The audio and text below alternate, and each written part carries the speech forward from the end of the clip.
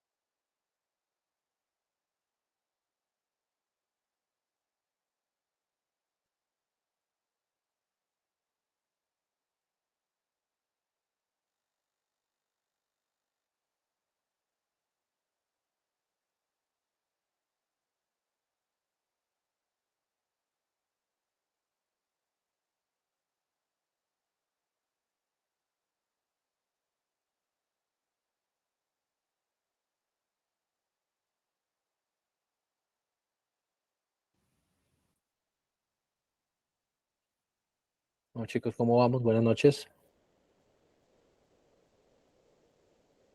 Buenas noches, profe. ¿Estamos conectados de los celulares o ya se regularizó el flujo eléctrico donde ustedes están? Por acá se olvidó la energía, profe, donde yo digo. Se volvió a ir, Es desde ¿cierto? el celular. Sí, señor. Sí, a mí también. Intentando conectarme y volvió y se cayó nuevamente. Bueno, listo, chicos. Acá estamos, en este momento estamos grabando. Vamos a tratar de mirar a ver hasta en qué, cómo podemos ir desarrollando la sesión. ¿Listo? Entonces, voy a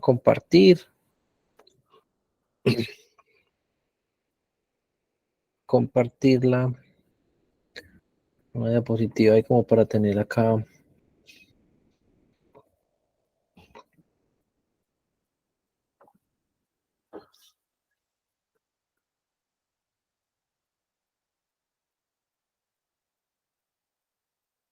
¿Todos la están viendo?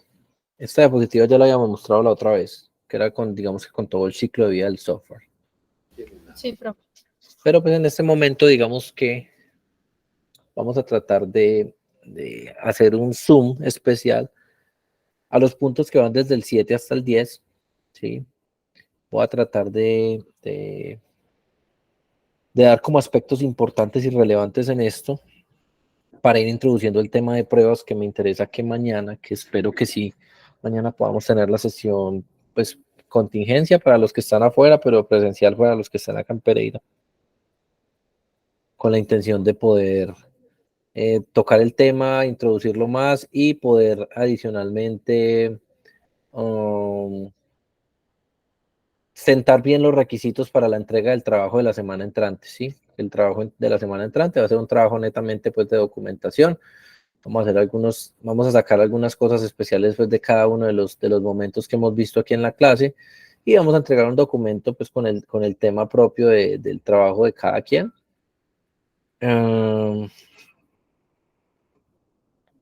Vamos a hablar un poco pues, de esto. Listo. Entonces, no puedo prender cámara porque obviamente estoy a oscuras y estoy trabajando desde el celular, entonces confiemos que sea suficiente para mientras tanto. ¿Me confirman porfa que estén viendo la pantalla? Sí, profe, ahí se ve. Ok, listo, vale. Entonces, chicos, digamos que en la parte, digamos que lo que era ingeniería de software 2, ingeniería de software 1 y en ingeniería de software 2, que es la parte que está mucho más asociada a todo lo de los análisis y la documentación, por decirlo de alguna forma, del proceso de software como tal. Sí, pues ya lo hemos visto. Yo creo que con gran detenimiento, una parte de definición de requerimientos, de una delimitación de alcances, ¿sí? Para saber dónde estamos y hasta dónde vamos, ¿sí? Pero cada fase, digamos que en sí mismo va aportando ciertos elementos de cara a las fases inmediatamente siguientes. ¿Qué es lo que pasa? Tenemos una fase inicial, un nacimiento de una idea, esa idea nace de la cabeza de alguna persona, tratamos primero de obtener información y luego de obtener esa información de tratar de alguna forma elevarla o darle algún tipo de componente técnico, porque pues la información no siempre va a salir de alguien técnico. Y allí vamos levantando unos análisis, vamos levantando unos requerimientos, vamos haciendo unas planeaciones, ¿sí?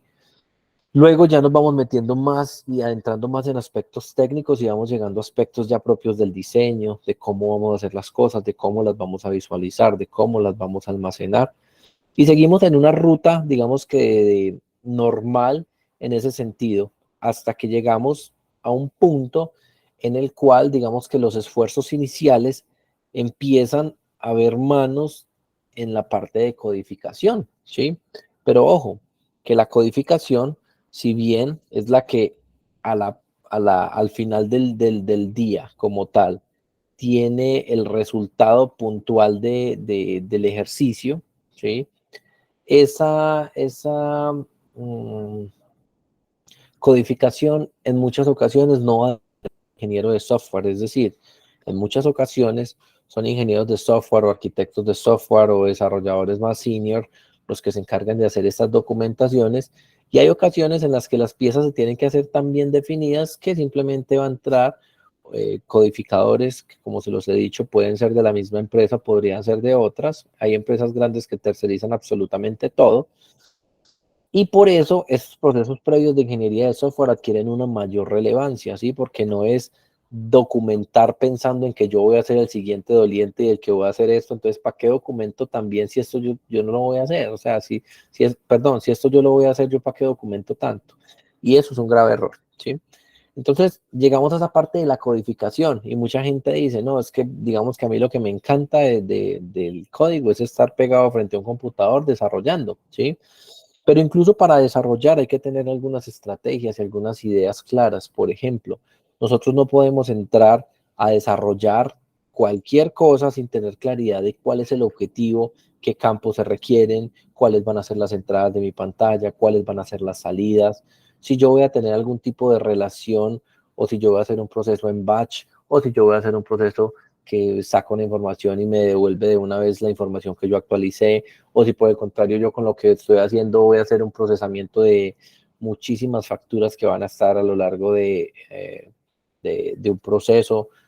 Imagínense que ustedes son los desarrolladores de, de alguna rutina que corra en batch para una empresa grande de facturación como Tigo, como Claro, como las empresas de servicios públicos en general, que ellos lo que tiran son procesos batch porque los hacen, digamos que de alguna forma dejan corriendo rutinas en background para que hagan el proceso de cálculo de todos los conceptos de una factura o para que hagan el proceso de impresión en las facturas, digamos, directamente pues en las hojas que nos entregan a nosotros.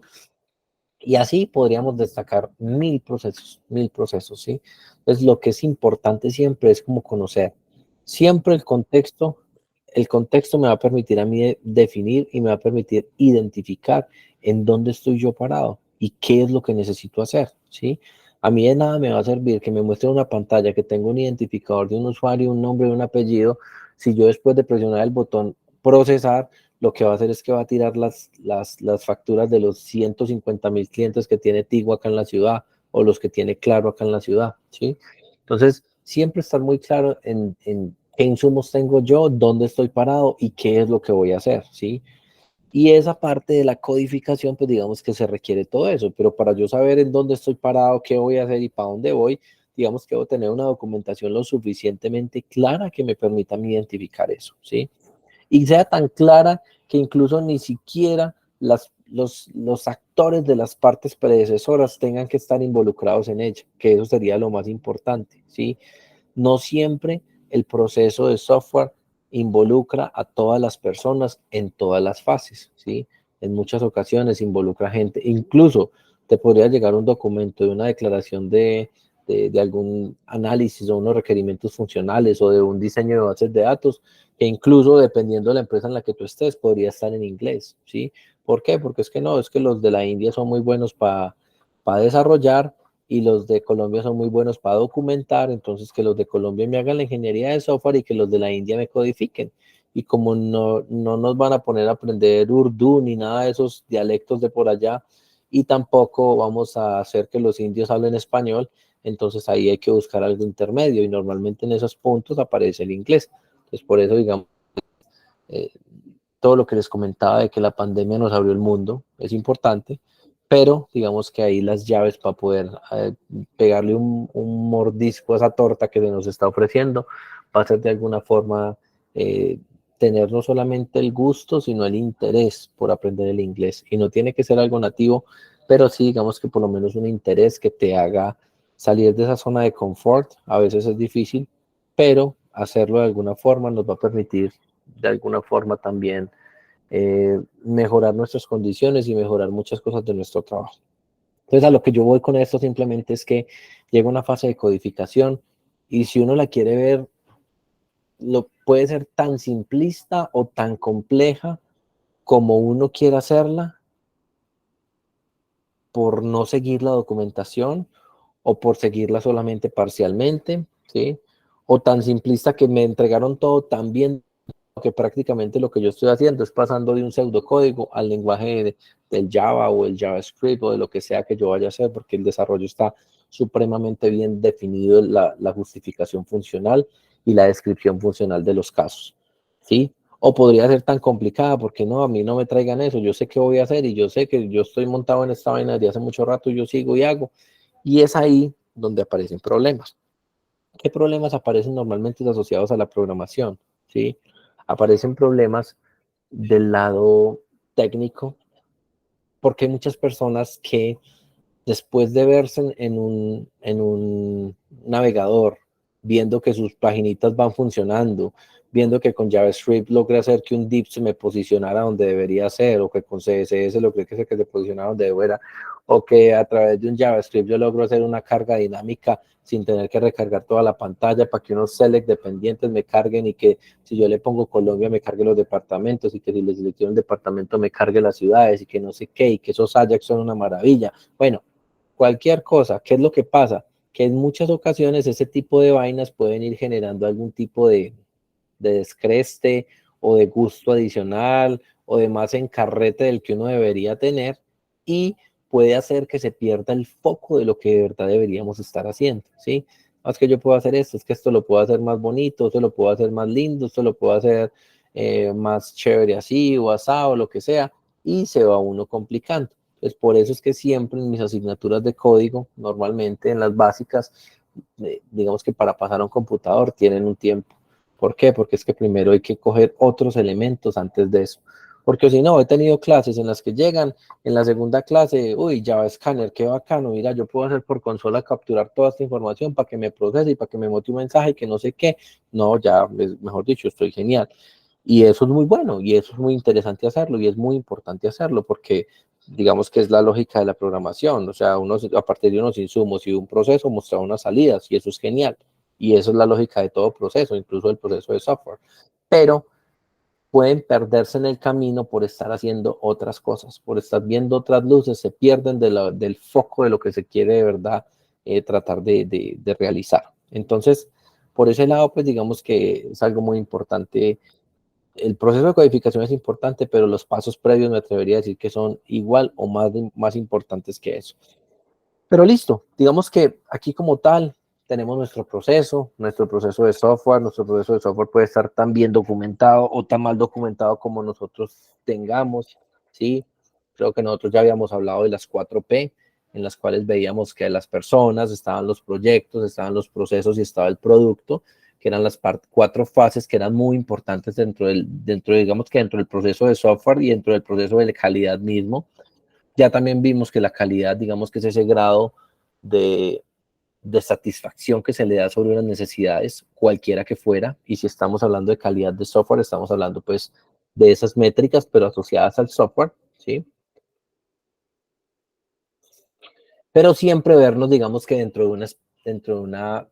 de un proyecto, algo que inicia, pero que en algún punto va a terminar. Eso es bastante importante.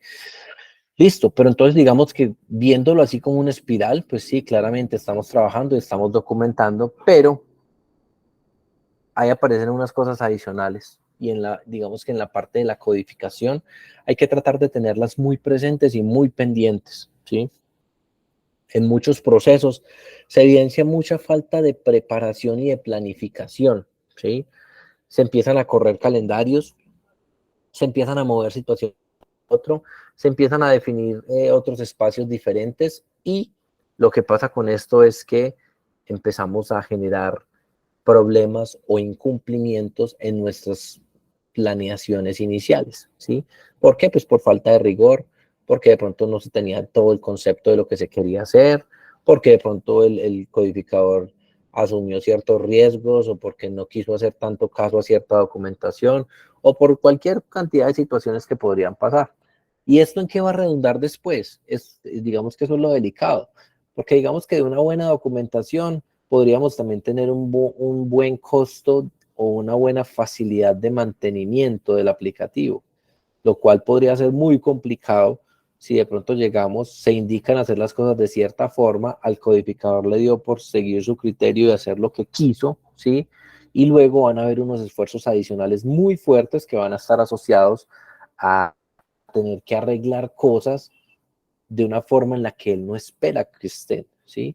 Porque es que ahí sí tenemos que quitarnos el imaginario que nosotros vamos a salir y vamos a trabajar siempre en proyectos nuevos. Yo me atrevería a decir que una muy buena porción del tiempo en el que nosotros vamos a estar trabajando muy probablemente sea tratando de hacer soporte o mantenimiento a aplicativos que ya existen, ¿sí? Entonces no siempre vamos a salir a inventar la rueda. En muchas ocasiones ya hay cosas adelantadas, ya hay cosas desarrolladas y hay que asumir el control de lo que va, como esté y tratar de seguir hacia adelante. Entonces con eso digamos que podrían darse muchas cosas, podrían darse falta de rigurosidad en los requisitos, en las pruebas, en la parte de mantenimiento, en la facilidad de mantenimiento y podríamos de alguna forma estar también atentando contra ciertos elementos de la calidad, porque es probable que se logre y es probable que visualmente haga lo que tenga que hacer. Ahora, ¿será que el nivel de calidad sí era el esperado? ¿Será que el nivel de calidad sí era el que estábamos esperando o el que estábamos considerando o contemplando para ello? Entonces, ahí digamos que es algo importante y muy relevante para tener presente. Si hay preguntas, me cuentan, porfa. Ahí estoy viéndolos a ustedes. Si hay preguntas, me van diciendo y si no, vamos continuando.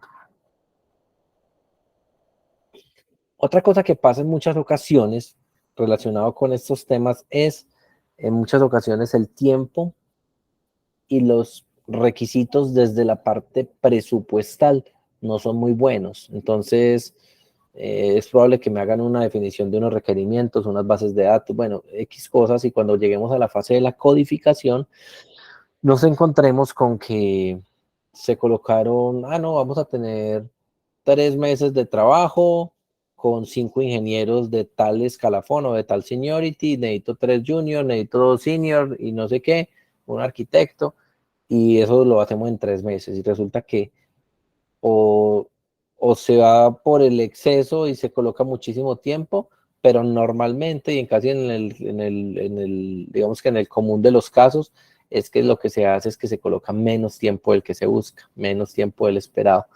Entonces, ¿eso en qué redunda? Redunda en que si hay compromisos de entrega, si hay cláusulas de cumplimiento y si hay otras cosas, porque no podemos perder de vista que estamos haciendo un software, pero digamos que nosotros también hacemos parte de un ¿qué? De un proyecto, y el proyecto hace parte de una empresa, y la empresa como tal, dentro de sus garantías de cumplimiento y de seriedad, también compromete fechas con su cliente, ¿sí?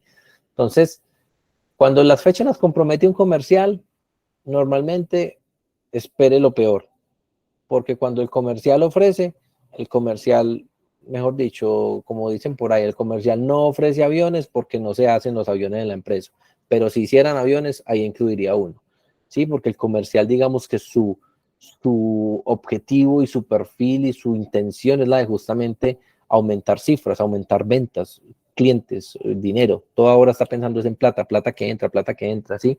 Pero eso tiene que ser muy sustentable con lo que hay para responder. Yo no puedo decir que en un mes voy a entregar un desarrollo para el cual necesito 10 ingenieros y dentro de mis ingenieros solamente tengo 3. O sea, eso sería ilógico, pero hay empresas que lo hacen. Entonces, yo no sé si ustedes han visto ahora y ocurren fenómenos que se llaman overhiring, ¿sí? De sobrecontratación. Entonces, ¿qué pasa? Las empresas no se vuelven sostenibles en el tiempo, porque puede que hoy llegue, y son empresas grandes, no estoy hablando de empresas chicas, por coger un cliente, entonces dicen, necesito este proyecto, pero lo necesito para dentro de 3 meses, y es un proyecto que puede demorarse un año, pero lo están diciendo que para dentro de 3 meses. El comercial dice, se lo puedo tener en 6 meses y vale tanto. La empresa, hágalo en 4 pues y tiene tanta plata. Entonces hacen ajustes entre tiempo, plata y todas las cosas y se montan en el proyecto, ¿sí? Eso desde el principio ya sabemos que va a estar, digamos que desde tiempo va a estar complicado. Por más que un project manager quiera pensar que, ¿cómo es que dice el dicho? Que 9 mujeres, que un embarazo puede ser llevado por 9 mujeres en un mes. Eso sería completamente inviable, ¿cierto? Sería más o menos la analogía, ¿sí? Un embarazo dura 9 meses. Por más que haya 9 mujeres, cada una no podría estar en un mes cumpliendo su parte de ese embarazo y sacar un bebé en un mes. Sería imposible. Pero ellos sí piensan que con los proyectos pueden hacer eso. Entonces, no, pues si usted me dijo que con 10 personas lo sacaba en un año, pues metámosle 15 para sacarlo en los 6 meses. Y resulta que no siempre las tareas todas pueden ser secuenciales, hay algunas dependencias, hay dependencias de conocimiento, hay dependencias de licenciamientos, hay dependencias de equipos, de infraestructura física, la empresa probablemente para tanta gente, bueno, cantidad de cosas. Entonces, ¿qué pasa? No, sacamos el proyecto, hagámosle remoto y con eso reemplazamos el problema de tener la gente en la empresa y empiezan a meter gente. Entonces, no, necesitamos otros 5, metan otros 5. Las personas se desubican de sus trabajos, se van a trabajar aquí porque están en buenas condiciones, bien remunerados y luego llegan, terminan el proyecto y lo que les digo, el overhiring, hicieron sobrecontratación y luego si no hay un proyecto que sostenga esa operación, pues ¿qué hacen? Vuelven y sacan la gente. ¿Y qué es lo que está pasando justamente ahora con todo el problema de los laid-off o los recortes que están haciendo a nivel mundial? ¿Sí? ¿Por qué?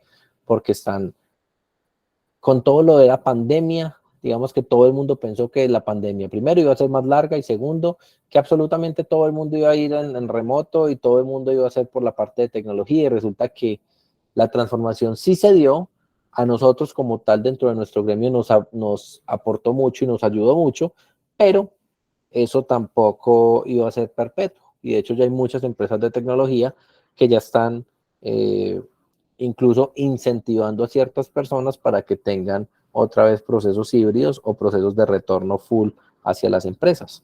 Entonces, el que quiera volverá y el que no, pues buscará un trabajo remoto.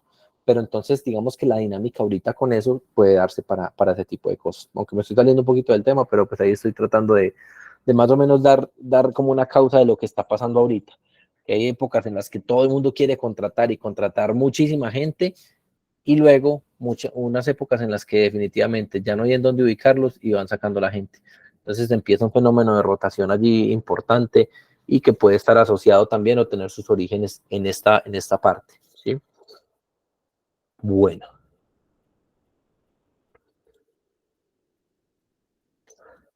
Listo. Entonces, digamos que desde la fase de codificación, pues Básicamente el resultado es en un mes, en 3 meses, en 6 meses, en un año o en 5 años o en lo que sea que se haya planteado, es tener un producto terminado con la calidad adecuada a los, digamos que midiéndolo con respecto a los requerimientos que le dieron origen, ¿sí? Y eso se puede lograr con más tiempo, con menos tiempo, con más plata, con menos plata, con más ingenieros, con menos ingenieros, eso se llega. Y si hay una buena documentación predecesora, pues mejor todavía, va a ser mucho más fácil, ¿sí? Pero luego pasa un fenómeno y es el fenómeno de las pruebas, que es justamente la parte asociada a la calidad y la parte asociada a las pruebas, lo que quiero que, digamos que le hagamos un pequeño foco hacia lo que va a ser hoy y mañana, ya de cara para que mañana, digamos que sentemos los requerimientos de nuestro trabajo. ¿Y qué pasa con las pruebas? Bueno, pues primero, se los he comentado, en muchas ocasiones a los testers les tienen fobia, a los testers los desarrolladores no los quieren, a los testers hay dichos que solo los quiere la mamá, bueno, mejor dicho, mil cosas, pero los testers son bastante importantes en el proceso de software. ¿Por qué? Porque los testers son los que se encargan de hacer que digamos que las incidencias y los problemas que pueden surgir en un futuro no me salgan en un futuro, sino que me salgan en un presente donde el costo de un cambio o de un mantenimiento todavía está de nuestro lado, ¿sí? Si es un aplicativo móvil y ese aplicativo ya fue a una tienda de Apple o de Play Store o de lo que sea, el costo de mantenimiento va a ser más alto porque van a tener que hacer otra vez todo el proceso de publicación, de la actualización, nuevamente del testing, o sea, muchas más cosas que se van a tener que hacer. Entonces, el tester debería ser visto por la persona amiga del desarrollador y no como el enemigo en sí mismo, pero hay muchas personas que se encargan de rivalizar y de alguna forma tratar de opacar ese rol, ¿sí? Yo personalmente me parece que los testers cuando hacen su trabajo bien hecho son muy buenos, son muy importantes y son muy necesarios para cualquier tipo de, perdón, de empresa.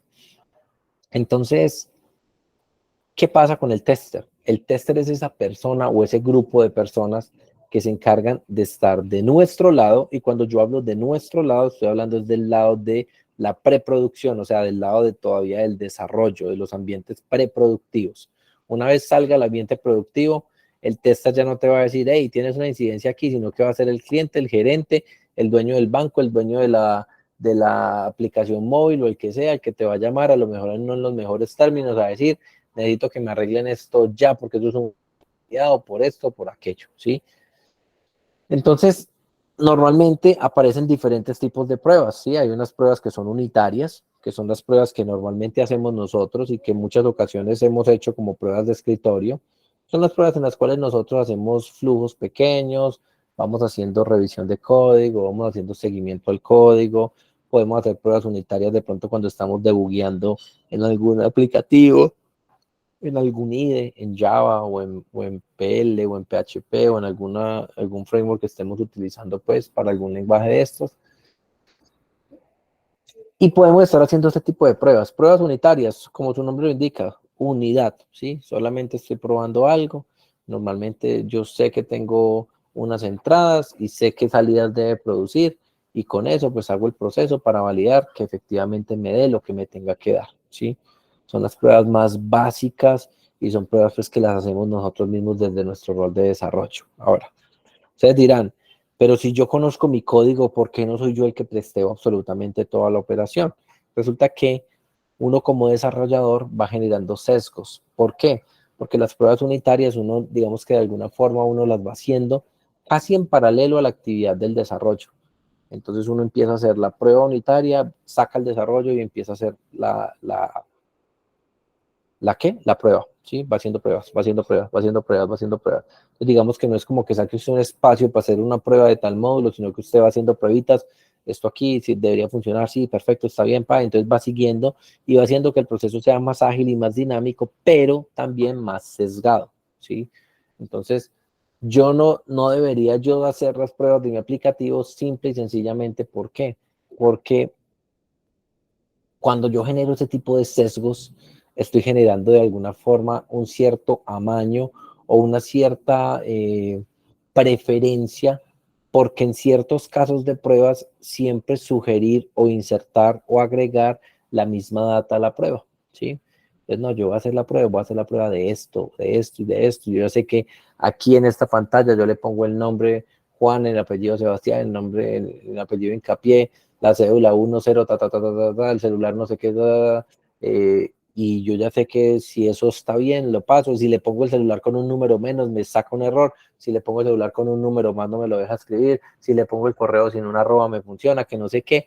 Y probablemente se te pasen otros casos de prueba, ¿sí? Por ejemplo, en el correo electrónico, que no hayan espacios en blancos, ¿sí? O que si es un número celular, que no se vayan a ir letras.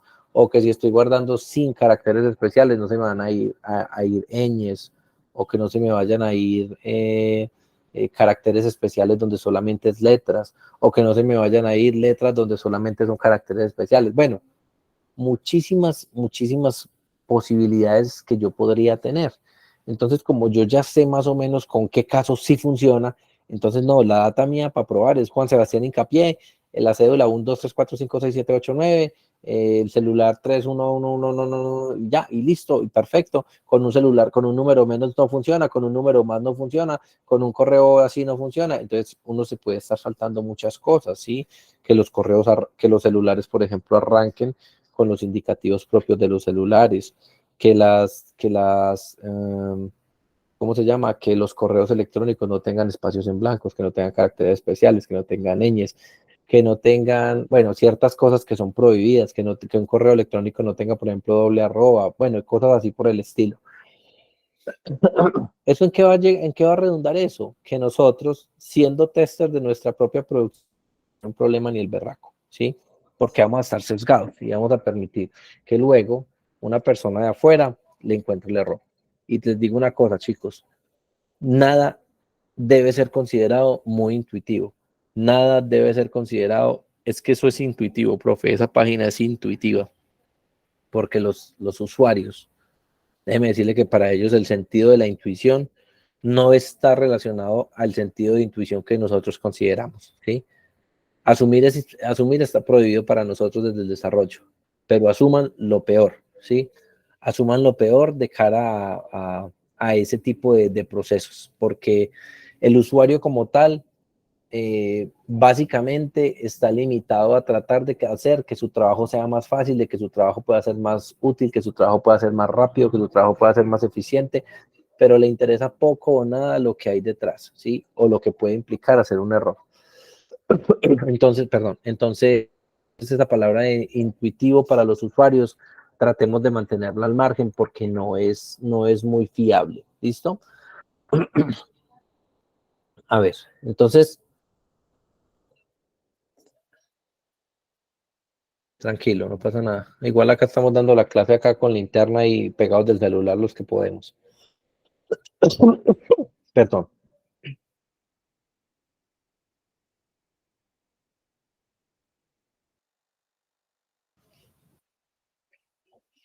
Entonces chicos, esa parte, entonces por eso es que digamos que nosotros como desarrolladores no debemos hacer ese tipo de cosas, ese tipo de pruebas. Pero entonces digamos que ahí como tal, con una prueba lo que estamos buscando justamente es ¿qué? Con una prueba lo que estamos buscando es garantizar la calidad, garantizar la satisfacción de esas necesidades que me dieron origen a la creación de ese aplicativo, ¿sí? Ojo, porque la calidad está en cada una de las fases.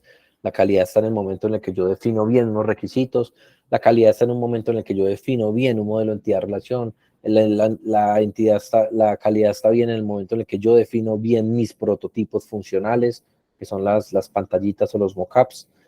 La entidad está bien, la calidad está bien en el momento en el que yo hago un buen proceso de codificación, con un buen proceso de comentarios, con un buen proceso asociado a ello, pero la calidad total del proceso de software viene dado ya por el cumplimiento del requerimiento o de la necesidad funcional que fue la que nació en la cabeza de ese cliente. Entonces, ese cliente como tal tiene una idea y esa idea va a ser satisfecha o no en la medida en la que funcionalmente, después de realizar todo el desarrollo, ese aplicativo cumpla Y cuando yo hablo de funcionalmente, estoy hablando de relacionado es con las funciones para las cuales fue creado ese aplicativo, ¿sí? Entonces, ahí es donde aparece ese rol tan importante que son los departamentos de QA o de Quality Assurance o de aseguramiento de la calidad o de, ¿cómo otra forma le dicen? Los testers, bueno, cualquier cantidad de nombres que hay asociados a ellos, ¿sí? ¿Qué son ellos? Son personitas comunes y silvestres, pero digamos que lo que están haciendo es que están orientados a otro tipo de prácticas, a otro tipo de necesidades, ¿sí? Su rol como tal, digamos que no es el de generar generar nuevos insumos o generar nuevas piezas de código puntualmente para hacer una prueba, ¿sí? Aunque podrían hacerlas automatizadas, que eso de pronto lo hablamos mañana un poquito, pero digamos que el propósito de ellos es justamente es el de garantizar ese cumplimiento de esos requerimientos. Y ellos, dependiendo de lo estricto que hagan el proceso, podrían coger los requerimientos funcionales y pararse en uno a uno y elaborar unas cosas que se llaman casos de prueba, lo cual también vamos a ver mañana con detalle, porque eso va a ser uno de los requerimientos del proyecto que vamos a hacer dentro de 8 días, ¿sí? Entonces, esos departamentos de pruebas, pues normalmente, al igual que en un departamento o en un proyecto en el que se esté aplicando Scrum, que hay un Project Manager, que hay un Scrum Master y otras cosas allí, digamos que aquí también podemos tener un departamento de pruebas en el cual muy seguramente vamos a tener un QA Manager, vamos a tener normalmente siempre unos líderes y vamos a tener unos funcionales, unos analistas funcionales de pruebas, ¿sí? El rol asociado a cada uno de ellos va a ser prácticamente, pues, digamos, equivalente a lo que ocurre con un departamento o con una división de creación de software o de codificación, ¿sí? Un manager, que normalmente los managers ya, digamos que hay unos líderes técnicos que pueden ser respaldo desde la perspectiva técnica, pero normalmente cuando se habla de manager siempre está asociado a una persona que conoce el proceso técnico, pero que digamos que por necesidades ya del proyecto adquieren roles de liderazgo, ¿sí? Adquieren roles de gestión, de manejo de personas, de manejo de relacionamiento con el cliente y de algunas otras cosas que están un poco más por encima del tema de la labor misma del desarrollo, ¿sí? Entonces, estoy jugando con el estado de mi batería porque para colmo de males mi batería también está descargada. Y en este computador tengo las credenciales del Gtalk, del Gmail que permite hacer las grabaciones. Pero bueno, vamos a ver hasta dónde nos da, dónde nos aguanta. Entonces, chicos, normalmente ese tipo de esos managers están asociados ¿a qué? Están asociados al hecho de gestionar, de asignar recursos, de pedir recursos económicos, de asignar recursos humanos. Cuando hablo de recursos humanos es asignar testers, asignar probadores, ¿sí? Hay unos líderes técnicos que están como en el medio, que son referentes técnicos, ¿sí? Que probablemente por su experiencia, por su expertise y ya por su seniority, ya son personas que pueden no solamente trabajar, sino que también pueden hacer procesos de acompañamiento a las personas que de pronto estén en un nivel un poco más operativo. Y en la parte de abajo ya están los analistas funcionales y los testers puntuales, los cuales ya se encargan de probablemente hacer todo el tema de los casos de prueba y de su ejecución, ¿sí? Entonces, llegamos a un sitio en el cual probablemente vamos a tener una misma división de trabajo, una parte de gestión, una parte de liderazgo técnico y de acompañamiento y una parte pues de ejecución de los casos, que podríamos verlo también como digamos que en la parte de desarrollo, que podríamos también tener una especie de project manager o un scrum master, podríamos tener unos desarrolladores líderes que digamos que pueden desarrollar pero que también hacen mucho acompañamiento y los desarrolladores propiamente pues los operativos, que son los que se encargan pues, de hacer las piezas codificadas. No quiero adelantarme mucho en el tema de mañana.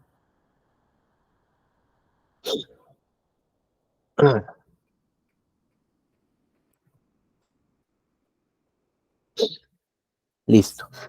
Entonces, digamos que todo este proceso como tal está orientado justamente a qué? Al hecho de garantizar cumplimiento de requisitos, ¿sí? Satisfacción de las necesidades que me generaron. A eso está orientado un tester, ¿sí? Un tester desde un requisito funcional que definimos por allá en la fase 1 de la ingeniería de software y que pasó por una fase 2 de diseño y que pasó por una fase de codificación. Luego el tester va a coger el código funcionando y se va a encargar de hacer ese tipo de validaciones directamente sobre el aplicativo, en lo que comúnmente se conoce como pruebas de caja negra, que nuevamente, como les digo, la clase de mañana es la que va a orientar a todos estos temas técnicos de casos de prueba y de casos de prueba negra, que digamos que lo que se está buscando allí justamente es tratar de hacer pruebas de las funcionalidades, pero directamente sin interesarme lo que hay en el medio, ¿sí? Simplemente les dejo eso ahí como una introducción. La caja negra como tal, ¿qué es? Pues una caja negra, imagínense una caja negra, una caja de cartón pintada de negro. No tiene nada por dentro o tiene muchas cosas por dentro, ¿sí? Ustedes no saben qué tiene adentro. Pero lo único que saben al respecto es que por medio de unos estímulos o de unos ingresos o de unas entradas me va a generar unas salidas. La caja negra, en últimas, no me interesa, sino que haga las salidas bien, o sea, como un profesor resultadista, por decirlo de alguna forma. Con estas entradas tengo que generar estas salidas. Si eso funciona, está bien y se da el caso por aprobado, y si no funciona, el caso está mal, hay que repetir, hay que revisar. Entonces, ese tipo de cosas normalmente, en muchos casos, no son todos, porque cada vez hay más automatización de pruebas, pero normalmente ese caso se presenta mucho y ese caso lo que se busca puntualmente es tratar de validar que se cumpla a cabalidad con el requisito puntual del requisito funcional, ¿sí? Entonces miren que estamos pasando casi por 4 fases después y aún así voy a entrar a revisar justamente lo que se acordó en los primeros reuniones con esos clientes. Por eso es que el proceso de ciclo de vida del software es tan importante y por eso es que es tan importante que cada fase tenga con la documentación adecuada y los cierres adecuados y los compromisos adecuados, porque luego en cada fase subsecuente o siguiente lo que vamos a tener es justamente eso, lo que vamos a tener es qué pasa si ese requisito quedó mal entendido desde el inicio, desde el análisis, y pasa por un diseño y ya viene cojeando, y en el diseño cogió otro poquito más, y luego en el desarrollo volvió a coger, y el problema que el desarrollador dijo, no, yo creo que lo que quiso decir fue esto y se equivocó, y no consultó, no hizo nada, y ahí le agregó otra cojera más al requisito, y lo desarrolló. Y cuando llegó donde el tester, donde el funcional cogió el requisito, le dio la interpretación que era y que venía cogiendo desde etapas anteriores y él lo hizo de la forma en la que no llegan a un consenso y hay que volver a mirar desde dónde hay que empezar a corregir las cosas. Entonces, por eso es que, aunque el tester, pues digamos que normalmente el tester siempre que encuentre algo que para él sea exitoso, eso va a representar en algunos casos un reproceso, retrabajos para los desarrolladores y para los analistas de las fases previas. Sin embargo, son cosas completamente necesarias, porque como les digo, mucho mejor que un tester que está de mi equipo se encargue de devolverme algo y no que me lo vaya a devolver una persona en una fase siguiente, que sea un cliente o que peor aún, que un cliente sea el que te identifique algo, ¿sí? Mira, es que iba a hacer esto y no me deja hacer tal cosa, o me descontó la plata y no me hizo la transacción, sí, yo siempre lo pongo en términos de bancos porque son probablemente de los clientes más exigentes que hay, ¿sí? ¿Por qué? Pues porque, como les decía, el software ahí es crítico porque estoy moviendo es plata mía. Y si estoy pagando una deuda que no quería pagar, pero aún así la gasté mi plata y aún así no se pudo cerrar el tema, pues imagínense cuál va a ser la sensación de una persona con respecto al uso y a la creación y a las prácticas aplicadas a un tema que no conviene y que no está funcionando. Entonces, por todos esos lados, chicos, mucho cuidado si van a estar, yo no sé si todos vayan a salir a trabajar en desarrollo. Normalmente en estos grupos, en la Remington me he encontrado con que no es un porcentaje mayoritario de los que salen a trabajar en desarrollo. Me he encontrado muchos que salen a trabajar desde la perspectiva de infraestructura. Muchos me los he encontrado también digamos que en la parte de soporte, ¿sí? Y ninguna está mal, pero los que vayan a salir a integrar de pronto equipos de desarrollo de software tratar de tener estas cosas muy, muy presente, porque definitivamente podemos tener allí situaciones pues que no nos van a funcionar y que no nos van a servir. ¿Listo?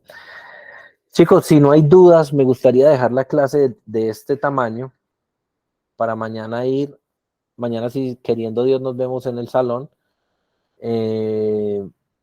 para mañana terminar de compartir el tema de las pruebas, ¿sí?